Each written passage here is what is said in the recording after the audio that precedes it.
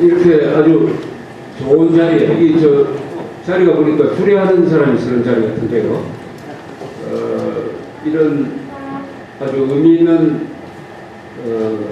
기회에 대구 시민 여러분께 오늘 대한민국이 처한 위기 상황에 대해서 말씀을 드리고 대안에 대해서 행동을 어떻게 해야 되느냐 하는 이런 좀 심각한 이야기를 드리게 됐습니다. 이런 기회를 주신 우리 공태홍 선생 이하 이 대한국당 관련 계신 분들 그리고 대구 시민 여러분들께 감사를 드립니다. 저는 고향이 경북 청송입니다. 그래서 대구와 아주 가깝게 느끼고 있습니다만 사실은 학교는 부산에서 다니고 직장은 서울에서 갖게 되었습니다. 이 대구라는 지역이 우리 민족사에서 아주 세 번 위대한 일을 했습니다. 경주를 중심으로 하고 있던 신라의 삼국통일이 대구 경북 지역 분들에 의해서 이루어져서 우리 민족 통일국가가 최초로 만들어져서 거기서 한민족이라는 집단이 생기게 되었습니다. 6.25 때는 낙동강 전선을 지켜서 대한민국을 유지할 수 있게 되었습니다. 그리고 근대화 시기에 박정희라는 위대한 인물을 만들어내어서 한국의 산업화, 그것이 민주화의 토대가 되었습니다. 이렇게 세 번 나라를 구하고 나라를 일으키는 일을 했습니다. 이제 또다시 한번 우리 대한민국이 낙동강 전선과 같은 이 벼랑에 몰리게 되었습니다. 그 몰리게 된 원인은 여러 이유가 있지만 가장 책임을 져야 될 사람은 이 이명박 정부와 한나라당입니다. 이명박 정부가 출범했을 때 우리 국민들은 막강한 힘을 주었습니다. 530만 표 차이로 대통령을 만들었습니다.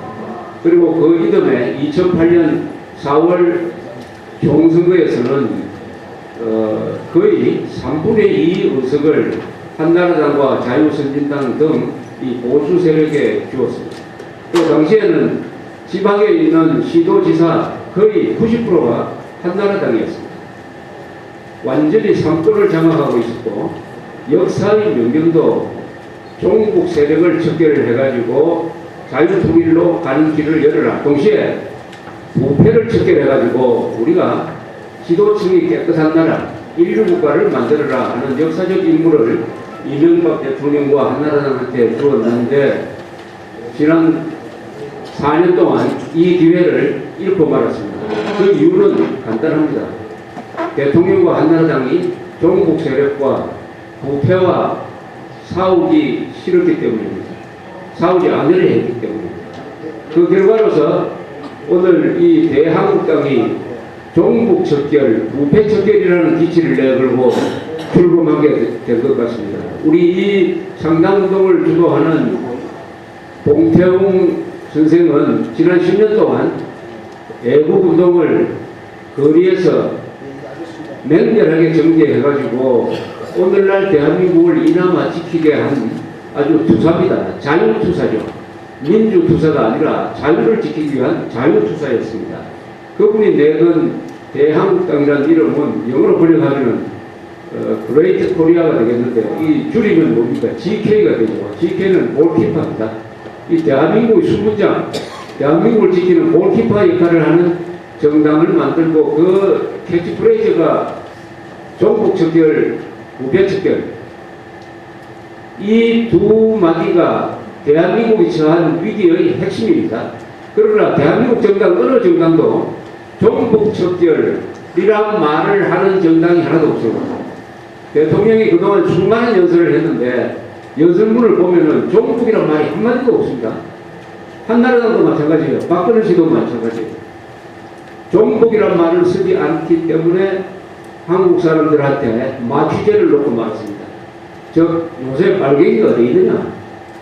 요새 빨갱이가 어디 있느냐? 이런 이야기를 합니다. 나라를 걱정하는 분들한테 주로 젊은 사람들이 하는 이야기가 요새 빨갱이가 어디 있느냐? 종북 세력이 어떤 사람들입니까? 간단합니다. 종북 세력 개념 규정을 하면 이렇습니다.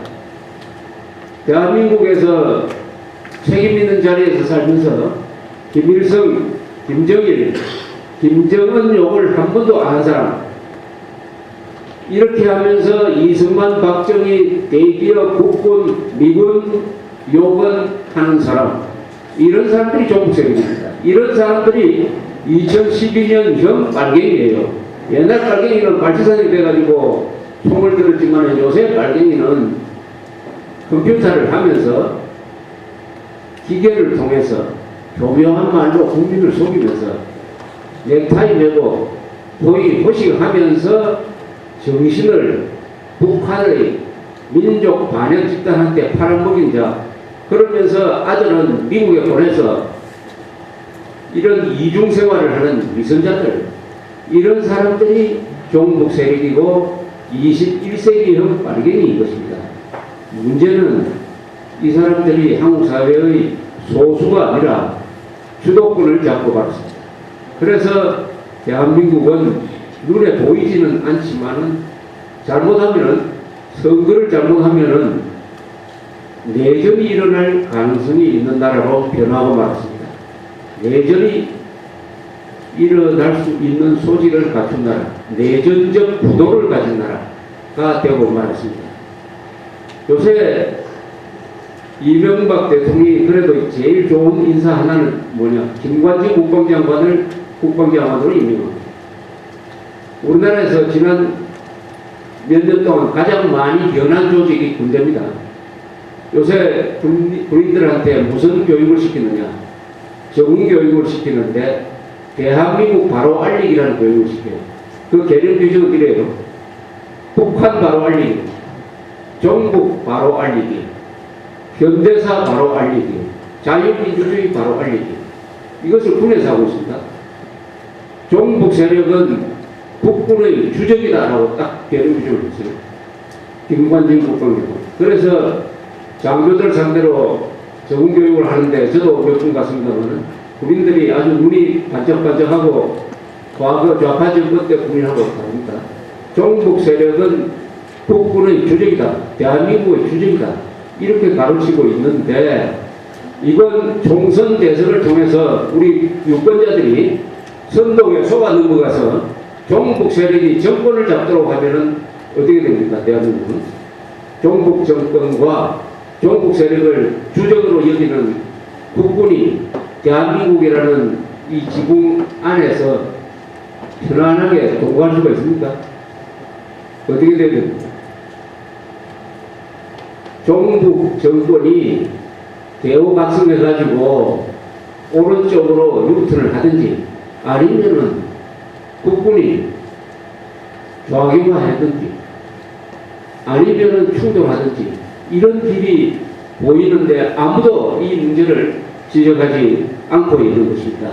그런 가운데서 대한국당이 창당되어 가지고 비록 작은 목소리지만 하나의 불씨로서 국민 여러분들한테 많은 경고를 하고 있다. 바로 이 자리는 역사적 의미를 가진 자리가 될 수 있다고 생각합니다. 역사를 바꾸는 행동은 항상 작게 출발합니다. 그러나 뜻이 크기 때문에 그 운동이 점점 자라서 역사를 바꾸는 경우를 많이 보았습니다. 오늘 대한국당이 비록 작게 출발했지만은 앞으로 더 커져가지고 이 자리가 나중에 돌이켜보면은 대구 시민들이 다시 벌게 해가지고 역사를 바꾸는 자리가 되었다라고 하는 평가를 받을 날이 반드시 올 것이라고 생각합니다.